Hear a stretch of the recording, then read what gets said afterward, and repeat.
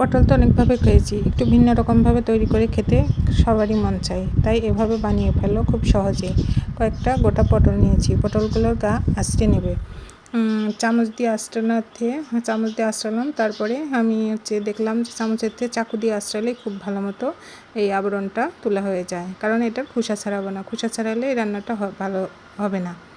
এই জন্য উপরের আবরণটা খালি ছিলে নেব। তারপরে সবগুলো ছিলা হয়ে গেলে এর মাথা দুইটা কেটে নেব, কেটে সুন্দর করে ধুয়ে পরিষ্কার করে নেব।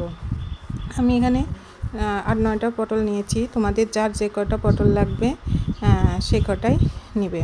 তারপরে মাথাগুলো সুন্দর করে কেটে নেব, কেটে তারপরে একটু ডিজাইন করে নেব, কিন্তু এখন সেটা বোঝা যাচ্ছে না, কিন্তু পরে অবশ্যই সেটা বোঝা যাবে।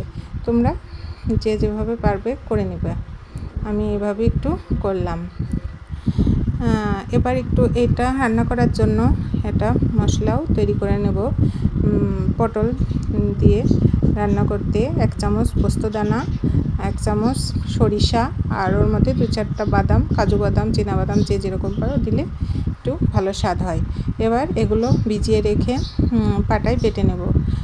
কাঁচামরিচ, একটু হলুদ লবণ দিয়ে পাটায় মশলাটা বেটে রেডি করে নেব। এরকম করে রান্না করে মাঝে মাঝে খেলে খুব ভালোই স্বাদ লাগে। এবার পটলগুলোকে হলুদ, লবণ, ঝালের গুঁড়ো সুন্দর করে মিশিয়ে ভালো করে মাখিয়ে নেব। সুন্দর করে মাখানো হয়ে গেলে যাতে সবগুলো মশলা সব ভিতরে ঢুকে যায়, সুন্দর করে মাখতে হবে। এবার সেগুলো তেলটা গরম হলে তেলের উপর সবগুলো দিয়ে দিব। দেওয়া হয়ে গেলে একটু ঢাকনা দিয়ে দেব, আর লো আছে ভাজবো, তাহলে পটলগুলো হালকা নরম হবে, আর এই যে আমি ডিজাইনটা আর কেটেছি সেটাও বোঝা যাবে। ঢেকে দিয়ে ভাজতে হবে। পটলগুলো সুন্দর করে লাল লাল করে ভেজে নিতে হবে। ভাজা হয়ে গেলে এর ভিতরে সামান্য কিছু পাঁচফোড়ন, কালো আর পেঁয়াজ কুচি, কাঁচামরিচ, এগুলোর ফোড়ন দিয়ে নেড়ে চেড়ে যে মশলাটা তৈরি করে বেটে রেখেছিলাম সেই মশলাটা ঢেলে দেব। ঢালা হয়ে গেলে ভেজে রাখা এই যে পটলগুলো সুন্দর করে ভেজে, যে এখন সুন্দর ডিজাইনও বোঝা যাচ্ছে, দেখতেও ভালো লাগছে। তারপরে সেই জলটা দিয়ে পটলগুলো ওর মধ্যে দিয়ে দেব। তারপরে ঢাকনা দিয়ে ঢেকে দেব। ঢাকনা দিয়ে ঢাকা হয়ে গেলে সুন্দর করে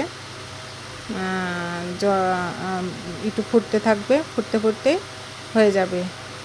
হয়ে গেলেই উপর দিয়ে কটা কাঁচামরিচ দিয়ে দেব, আর একটু সরিষার তেল দিয়ে দিলেই মজাদার পটল পোস্ত আমার রেডি হয়ে যাবে। তোমরা সবাই এভাবে ঝটপট তৈরি করে খেতে পারো, দারুণ লাগে, খুব মজা লাগে। আমি এভাবেই এই যে রান্না করে ফেললাম। কেমন হয়েছে আমার পটল পোস্ত রান্নাটা সবাই জানাবে। এই যে ফুটে গেছে, এবার কাঁচামরিচ দিয়ে নামিয়ে নেব। সব সময় একটু মুখের স্বাদ যদি আমরা অনেক সময় ভিন্নতা আনতে চাই, তখন এভাবেই রান্না করে খেলে মজা লাগবে। বেশি সময়ও লাগবে না, কম সময়ের মধ্যেই হয়ে যাবে রান্নাটা। তাই এই যে আমার হয়ে গিয়েছে, পটলগুলো দেখতে কি লোভনীয় লাগছে। সবাই ভালো থাকবে, টাটা।